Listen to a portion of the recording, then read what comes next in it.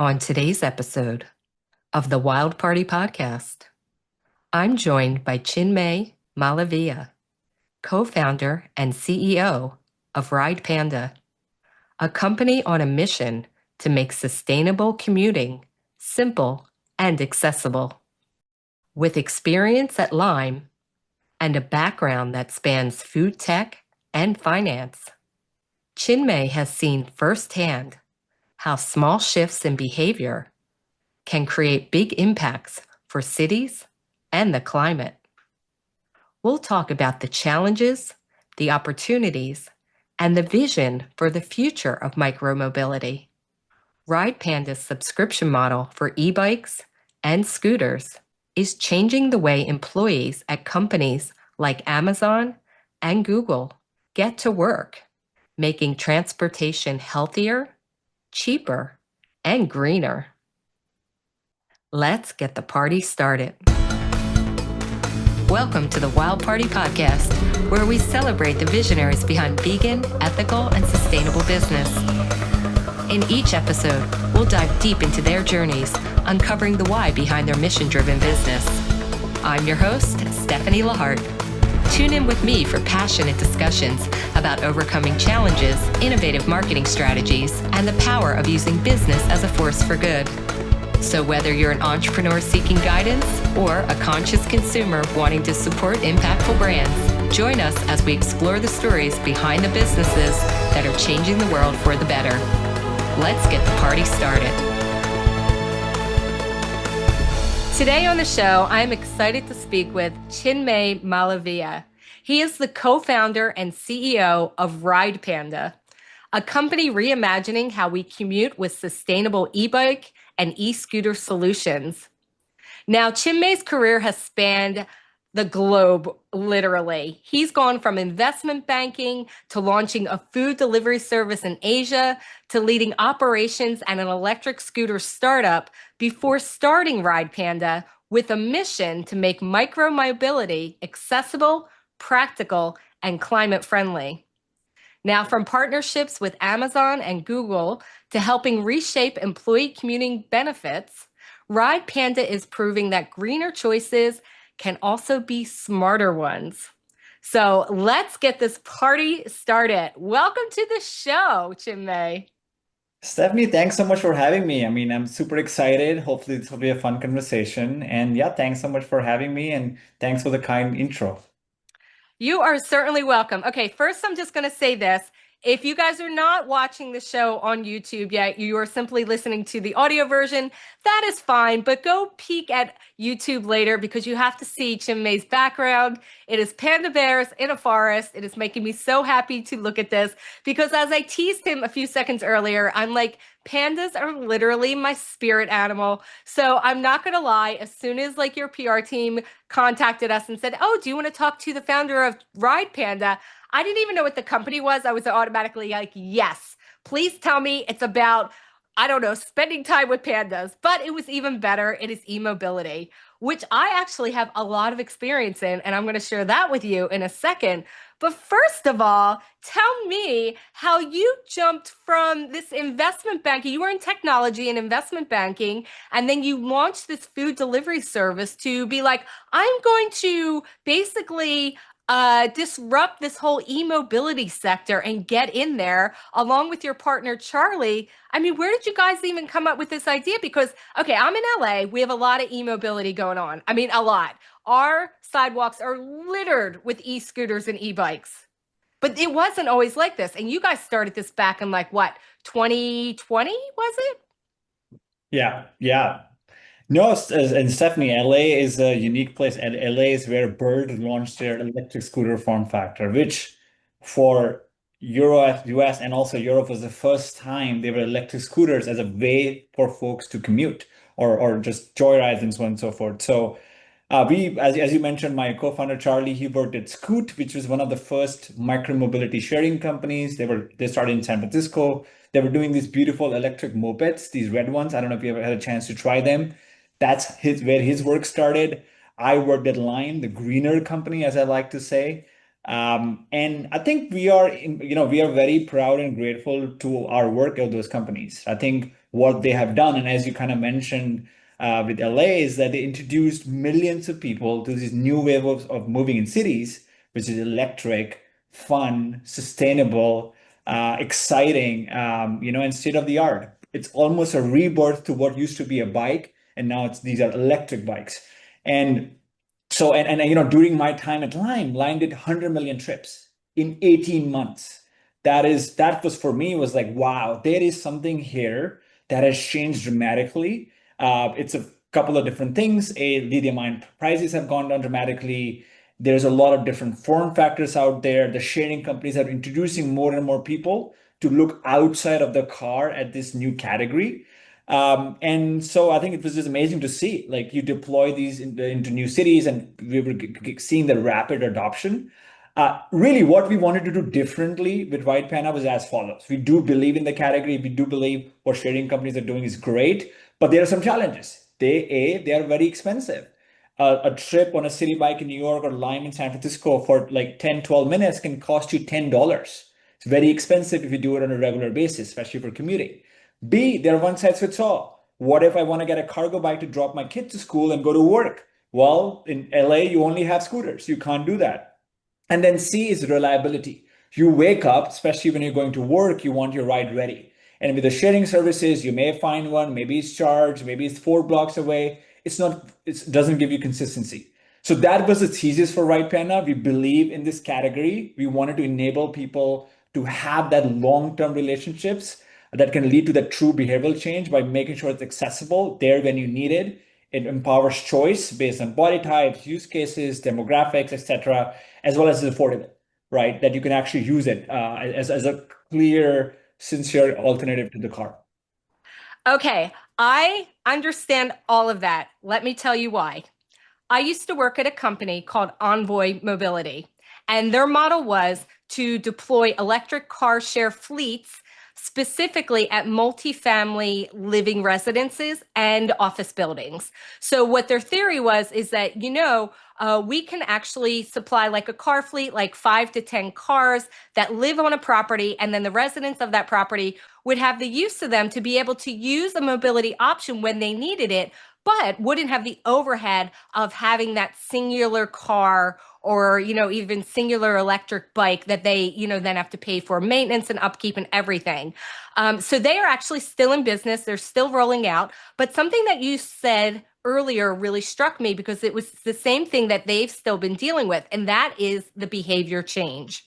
And that is the hardest part, because we can all sit there and play a lot of lip service about, hey, we need these new options to get people around, especially in cities. But to get people to make that change is very hard. And you touched upon an important part there of like having something ready and available and working exactly when they need it. Okay. So what I saw in LA is when all of these scooters got launched is at first there weren't enough scooters because it was new, right? And they were high in demand. And, it was very much like, oh my God, I've got to try one of these. And then it seemed to be we had a glut. There were just so many companies doing it. I mean, scooters all over the sidewalk, e-bikes all over the sidewalk. And now it seems like it's pared back. There's definitely less. But what I'm not seeing is a lot of people on them all the time. So the behavior still needs to be changed. So I bring up all of that because, it's one thing to say, well, we have this idea for how we can start moving people around, but how do we then really get people to change their expectations, their behavior, and I think their just, way that they live their lives and how they build their lives around it. Do you want to talk a little bit about that, how you're really addressing that? Because it's one thing to say we offer this service. It's another thing to say, how are you going to get people to use it? I mean, Stephanie, it's a good question, right? So I would say, I think since 2016, 2017, 2018, with the arrival of these different services that you saw in LA, Lime, Birds of the World, what it has done, it has made people electric bike, scooter curious. Some people have tried it once, some people are for power users, some people have bought their own vehicles. The pandemic was actually a big silver lining as people were looking to get around in a single safe pattern of race, just get exercise. E-bikes were the new toilet paper, right? For a short period. This also led to a lot of interesting new types and kinds of manufacturers coming into the US and being able to adhere to different use cases, body types, et cetera, et cetera. So all of that happened, which was all exciting, right? It's like, wow, it's introducing people, whetting people's appetite. It's like almost marketing with an easy test. $10, try this out and see if it fits your lifestyle. I think where the challenge then it became is that as these services became very expensive or not accessible or not consistent, what do I do? Some people would go and spend three, four, five, $6,000 to buy that e-bike, right? Or buy that scooter that they want. Some of them were then buying stuff from Amazon, which was lower quality, won't last long, cannot be repaired easily, etc. And some of them would not be able to afford a $3,000 bike. And even if you can afford it, it's still a heavy item purchase, which I'm like, do I really need it? Would I actually use it as much as I think I may? So that those were the barriers. So I think what we created at Ridepanda is this month-to-month Netflix style subscription program that takes the cost of that $3,000-$4,000 bike almost to anywhere from starting from $50 a month to $100 all the way to $200 a month. It's month to month. You can cancel anytime. You can swap across different vehicles. So you may think you wanted the step through road bike, but you can actually switch to a cargo bike if that is a fit, or go to a scooter if that's what you wanted to. It includes service, including insurance. What we guarantee, you will always have a fully operational vehicle as long as you want it. There is no commitment. You can get out of it if you wanted to, but that is what we offer. And I think that package with going to employers and having employers subsidize these subscriptions has been that big unlock. Because now what is happening is you're taking folks who are bike curious, scooter curious, give them a monthly flexible program that is subsidized for employers to meet all their goals. Suddenly you have these people. Why not take it, give it a try? Why not see if this fits my lifestyle? And what I am very proud to say, now we are a couple of years with down this business and see have a lot thousands of riders. People have been riding, right? Majority of riders are new to biking. They are like, I used to ride a bike as a kid and now I'm back. And that's the majority of our customer demographic, which is just, like as someone, me and Charlie, when we started the company, we were doing this for the mission. We draw a lot of energy from that. And that is, I think that is the way that we are doing that work. And of course, we will keep iterating and pivoting and adding new vehicle types and tweaking the program more. But the goal since day one is like, how do we accelerate the adoption of these vehicles to have the impact that we want? And the impact is transportation is the number one cause of emissions in the US. Half happens for passenger cars. 60% of the car trips in the US are between 0 to 5 miles. When you look at cities like San Francisco, New York, they're 70, 80% are actually between 0 to 3 miles. That is the opportunity we're going after. And this is our approach of doing so. And we are pretty proud of where we have come so far, but it's still a long journey in front of us. Yeah, I totally get that. I mean, I've traveled the world quite a bit. I've been to other cities, Paris and London, really enjoyed their public transportation, their undergrounds, their tubes. I always thought it was so much fun. And then when I moved to LA, I was really shocked at our limits to how people got around. It was like you either had a car or you were just huffing it on foot. And, I moved here about 30 years ago, and I have to say, things haven't changed that much. Like we have, well, I mean, they're building out our subway system very slowly kind of thing. I understand that all takes time, but really it was the e-mobility that I saw people jump on quickly and get very excited about. Now, with that said, there are some limitations in it. And I'm glad you brought this up about accessibility and things like that, because it's one thing to say, hey, wouldn't it be great if the whole society, just use these e-mobility things? But the truth of it is, some people physically don't have the ability to do that. Now, myself, I will tell you, I don't have the greatest balance. So for me to do a scooter situation standing up, I did it once. I was terrified. However, when I visited Washington, D.C. a couple years ago, I did ride around on their e-scooters, which were, of course, all over the tour, like around the touristy areas. And that was wildly fun, right? And that is something I would definitely do. But I come back to LA and that's not available here. and or very limited availability. I think I used this one company. It's like I think their closest little scooter I could have used is in Santa Monica, which if you've been to LA, from where I live in Hollywood to Santa Monica, it might as well be in China because it's a distance for me. But anyway, when we're talking about this, trying to get this adoption and this behavior change and things like that, there are people that are willing to make, let's say, the next step to take the learning curve because they truly want to do good for the environment. Now, you spoke a couple minutes ago about your mission, your personal mission, you and Charlie, about that. So, why don't you tell us a little bit why it was so important for you to get into this sector? Like, obviously, and we hear about emissions all the time, but we get very wrapped up in our day to day. So, like, basically, Chinmay, why do you care? Why do you care about the environment? It's a good question, Stephanie. I think it's for me and my journey. I can comment on. I went through this personal sort of, and I think you sort of when you covered my intro, you mentioned this, but I used to do something in food delivery space, and that was also, a panda company that is crushing it in Southeast Asia. If you happen to be Singapore or Hong Kong, but after that, I was like, what do I do in life? What does my purpose mean? Where do I use my energy and my skills and my experiences? And I quickly turned around and said, it's starting a company, and for all the things it offers, from the autonomy, the freedom, the growth, and the ability to have impact, the proximity to action, all of those things were valuable traits when I look at work that connected very well. But I also, and I think I'm sure you're familiar with the concept of ikigai, right? Which is like a Venn diagram of what you're good at, what is good for the world, what could you be paid for, and what you also pushes you or challenges you.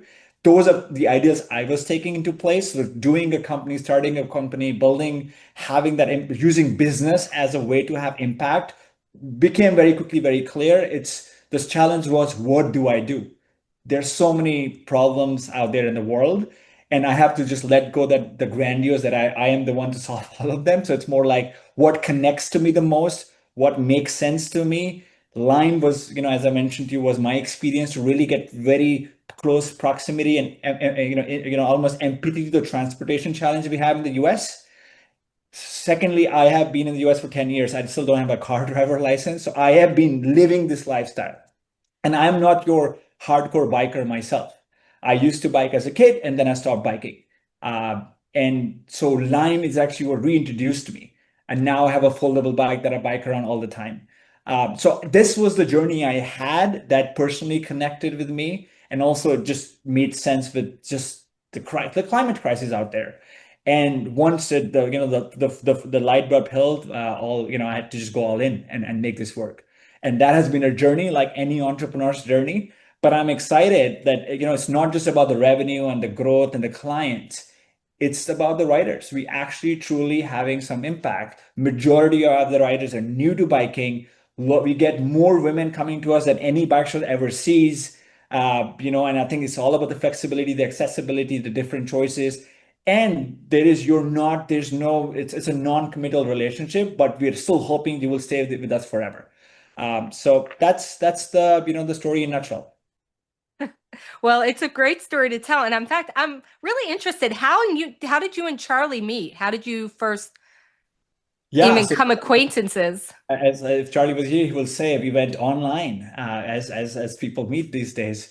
But no, I had written to him on LinkedIn, and Charlie was at Bird then, right? So and I was, and then I wanted to get just someone's thoughts on what I was thinking about, and me and him just saw very quickly were aligned in what are, in the work that our sharing companies are doing, but also what the future could be. Also, Charlie, embodied for me what type of people I wanted to work with. He left, after studying in the US and Canada, when moved to China, worked on environmental causes, was very mission driven since his very early days professionally. Moved to the San Francisco also to work with his micromobility sharing company. And I think there was a very strong values alignment on we want to do good.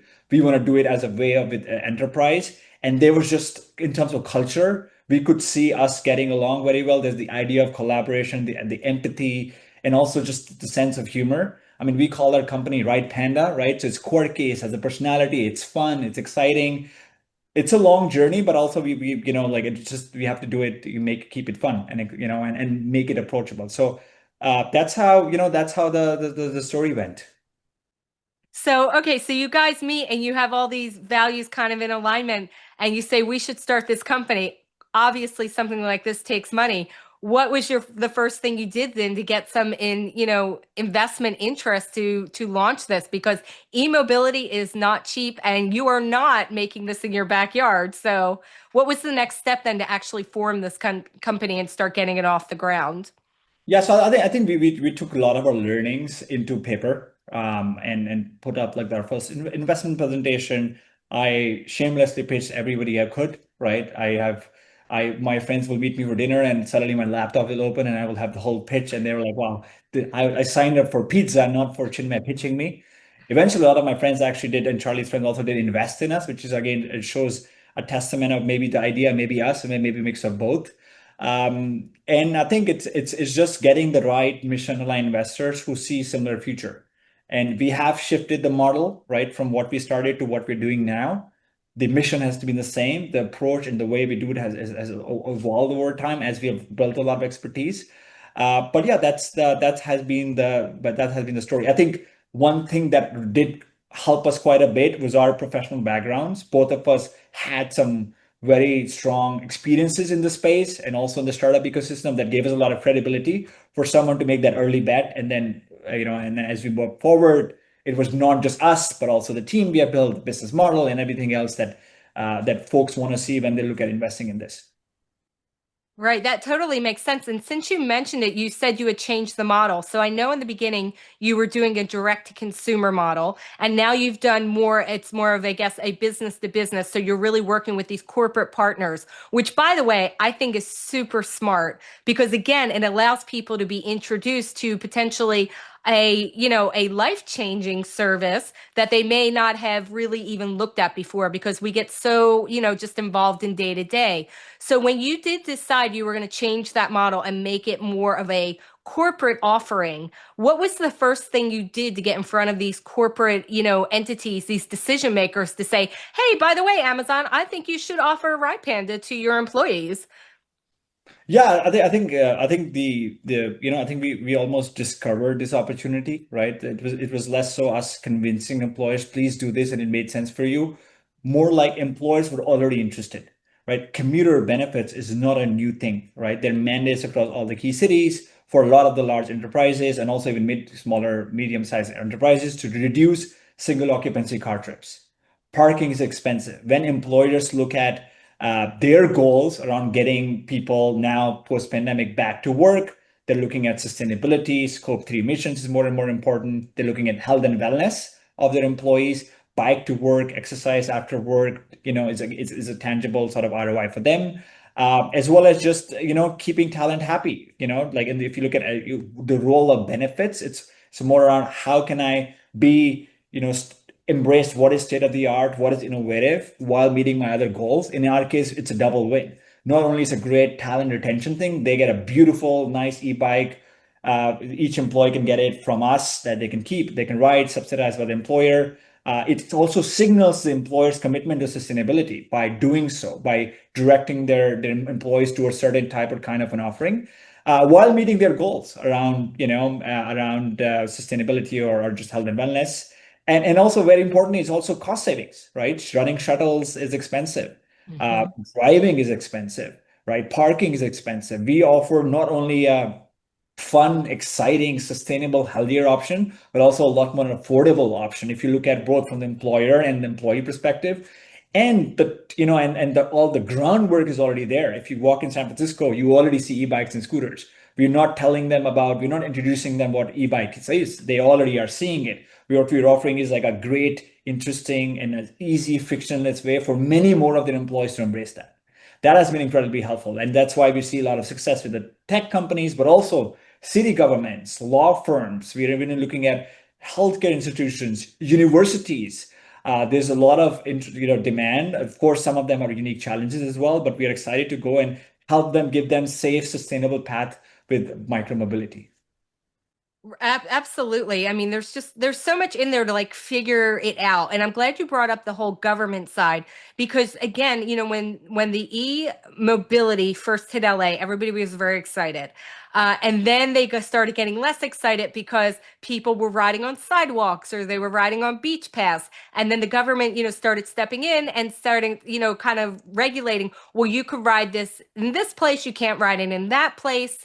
So, what kind of policies or infrastructure developments, are you seeing that are really exciting to you guys, or maybe that are challenging to you? Because obviously, this is not something that takes place in one limited area. You are, offering people accessibility citywide. So, what does that look like when you launch a service? Working within the government structures, is there anything you have to look out for or that's been challenging or that you're like, no, this is kind of seamless because they want it too? What does that look like on your side? Stephanie, I think you hit the nail there, right? Like anything that new happens, right? Like because the scooters were embraced by masses, but they also brought a lot of challenges. Like cities were not ready to have these completely new mode of transportation and what is the safe way for people to ride, right? With just in existing infrastructure. So there's a lot of different things that have been happening over time, starting with just quality, right? There was a big influx during COVID times around a lot of different of these e-mobility options, all different types and kinds. There were a lot of the direct-to-consumer brands where you can just buy and ship it to your home, and off you go. You have a cheap, nice e-bike. Many of them were poor quality, many of them not safe, many of them not certified. And so I think increasingly, I think this is led a lot by New York around regulations around what quality means, what certifications means. That's step one. We as Pen are also very, we of course encourage that. We of course choose our partners that have all of those quality and certifications and repairability and all of those things to make sure these are not toys that have worked for 2 months and then off you go. We want to make sure it's a sustainable part of and a true car replacement that they can ride on for years and years. Secondly, infrastructure, right? I think there COVID again was a silver lining. There was a lot of bike lane infrastructure that happened as just people embracing that as a mode of transportation, right? As there's demand, regulators and governments have all react positively to that demand. I think that's the best way to also cause change when the culture is ready for and to embrace that change. And so, yeah, we have seen miles and miles of development across a lot of cities. 2020, when we started the, Ride Panda, if you're familiar, there's the Market Street. They had just banned, cars from that main strip in financial district. And I was just Mhm. sitting, walking around. I was like, wow, this is so obvious. Somebody has to do something like Ride Panda. It's here, it's happening, right? There is movement across cities to step away from the car. And then offer alternates, not just bikes and scooters, but buses and encourage other modes. But there's still a lot of work to be done. Further parking and charging, right? Like what is the safe parking and charging model? Where is okay to put my e-bike? Where is not okay to put my e-bikes? What can I do? What can I not do? There's a couple of those things that I think there's still work in progress.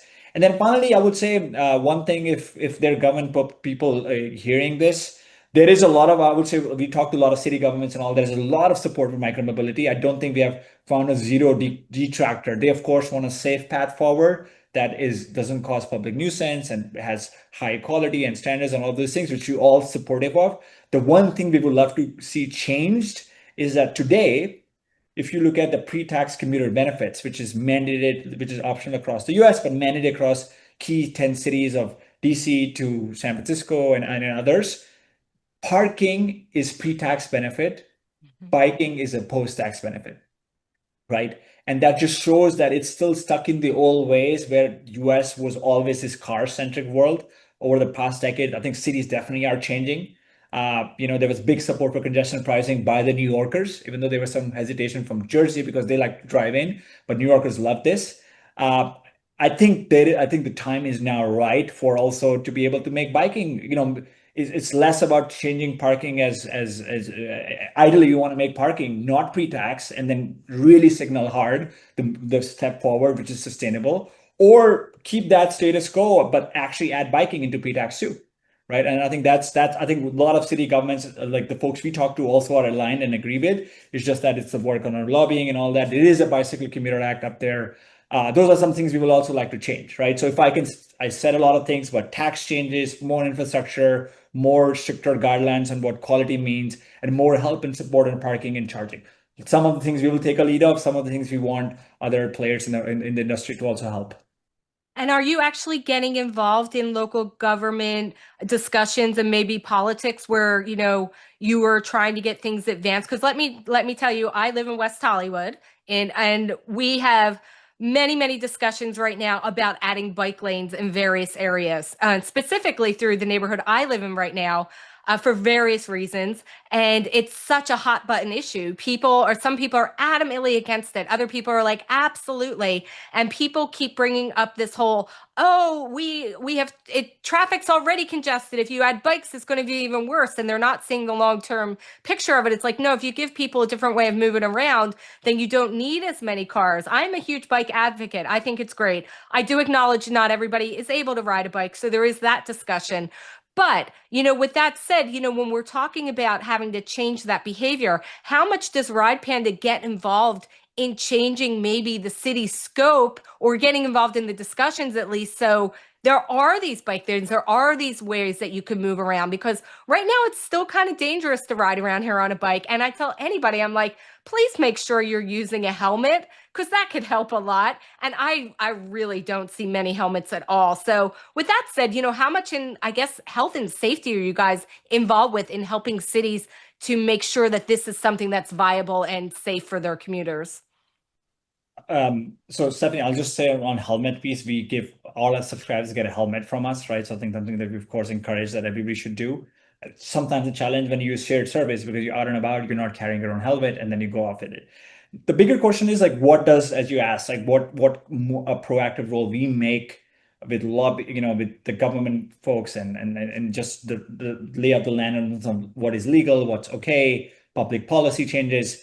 I think increasingly we are getting more and more data, more and more relationship with our riders to then go make those asks, right? 5 years ago, I may sign a petition for a bike lane alone, myself and maybe Charlie, two of us. Now we have thousands of people who we can say, hey, we are doing this new change in Ballard for this new trail in Seattle.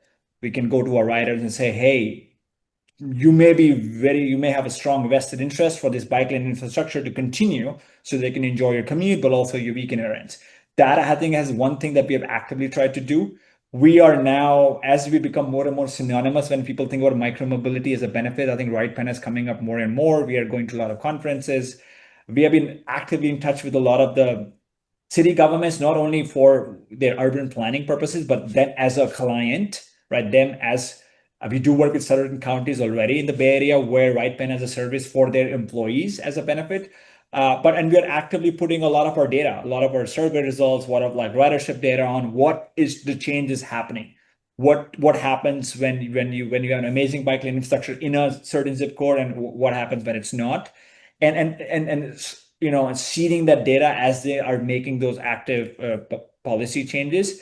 I expect Right Penna, as we continue to grow and become larger and larger, to have even more bandwidth and say when it comes to even more change, even at federal level, right? I think we do work with a lot of big employers, which I think is something also we're leaning into where we go with them for any changes or any asks.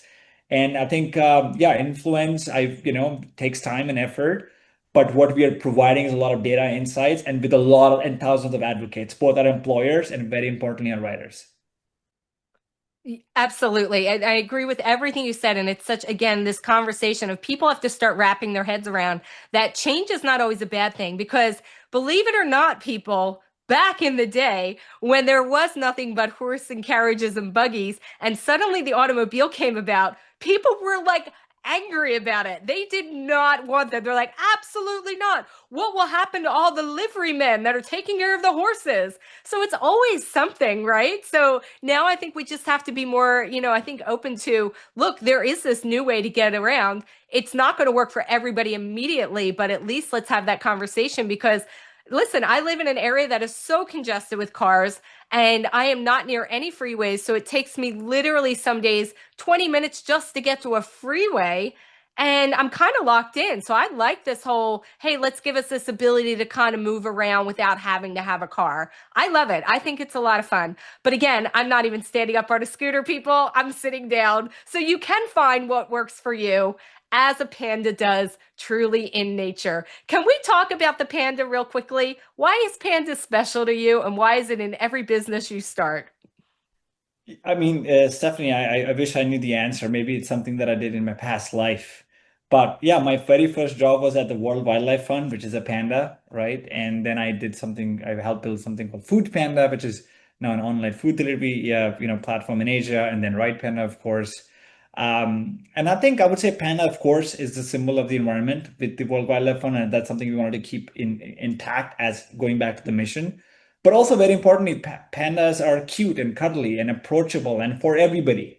And that is some, as a brand we wanted to do, right? We are not selling bikes to people who already are buying the sixth bike, right? We are actually for folks who are like, you remember you used to have fun riding bikes when you were teenagers, or you maybe tried Lime on a scooter on your last vacation.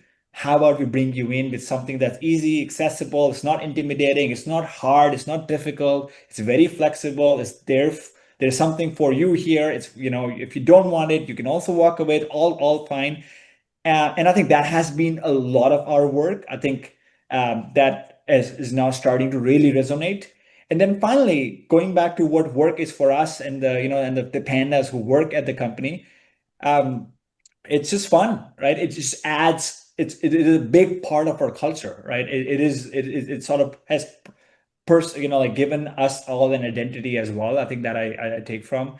And yeah, like I mean, and I think I don't have a panda tattoo yet, but maybe that's even a next commitment I need to do. But I would not change to it to anything else.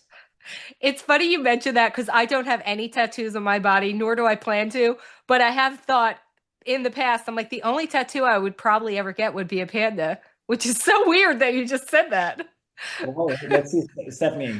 Maybe let's see who gets it Maybe. first. Listen, Yeah. listen. I don't know if I want to do a charity drive and I can get somebody to donate a lot of money for some charity of my choice, maybe. But with that said, maybe I'll just settle for a panda t-shirt at this point. But tell everybody who is listening where they can find you guys, find out more about, partnering with you if they have a, company that would like to use the services for their employees. Where can they find you online and how do they get started?